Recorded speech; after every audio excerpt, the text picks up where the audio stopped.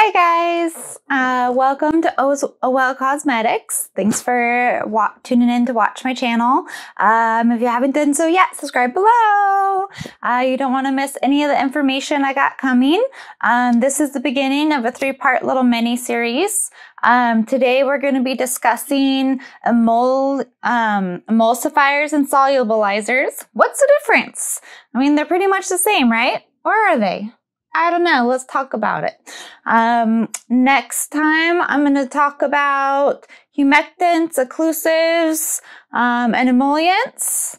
And then after that, we're going to dive into the skin. So the third part of this series will be all about the skin layers, why our ingredients are important for our skin layers, what they can do, and all of that information will be coming to you. So make sure to subscribe, press the little bell so you get like a notification when I put out the rest of those videos, okay? Now let's get started. So, solubulizers. What's a solubilizer? What's the point if you have emulsifiers, right? A solubilizer, I'm totally cheating with my notes here, guys. It means it is able to be dissolved in water. Okay, so think of a cup of water, a cup of coffee, whatever, you put a tablespoon of sugar, stir it in, it gets a little cloudy for a minute, and then it clears up and you don't see sugar anymore, right?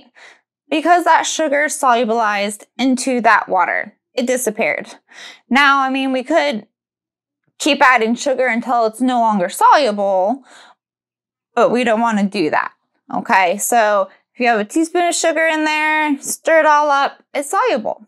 Now what happens if we're making like a hand sanitizer spray and we want to put a little bit of essential oils, vitamin E, glycerin, and a mainly aqueous base. So this is mainly alcohol and aloe vera juice. In fact, it's almost all alcohol and aloe vera juice.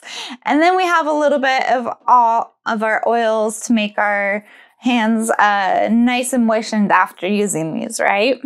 Well, if we don't use an emulsifier, we get something that looks like this, okay?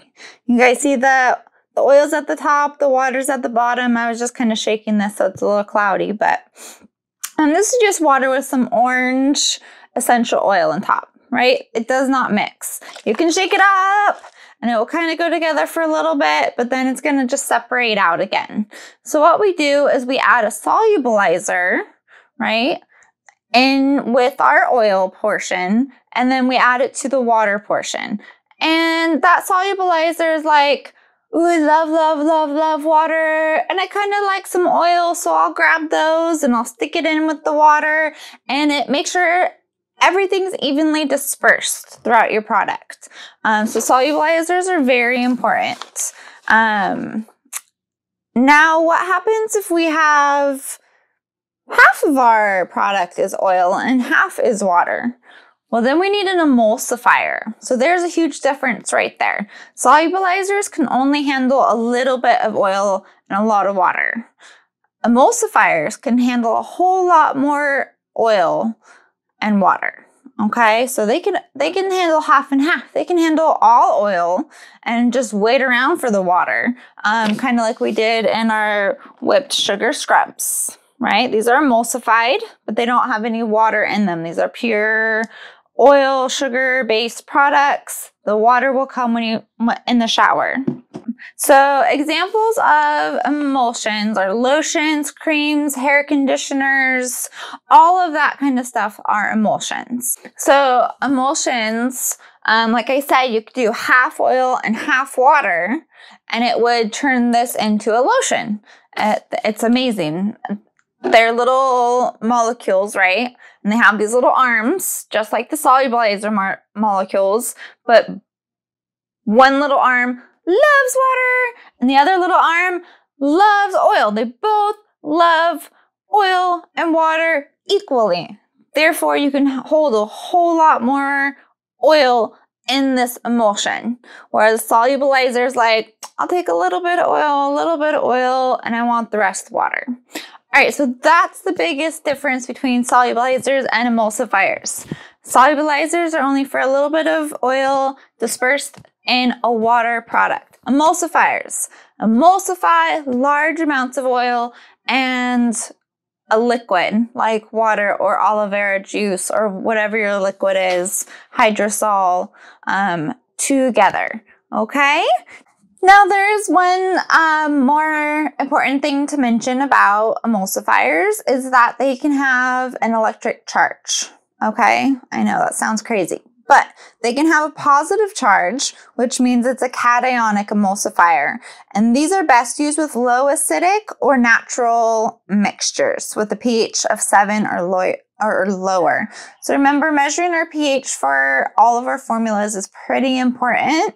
Just as a reminder, the pH of water is around 7.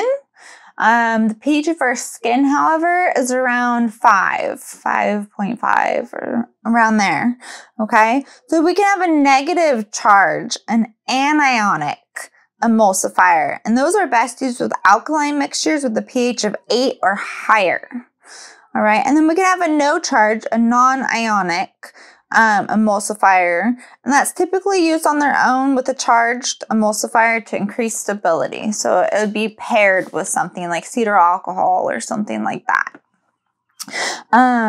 If you guys have any questions about the differences between a solubilizer and an emulsifier, or when to use a solubilizer or when to use an emulsifier, comment below. I'll get right back to that.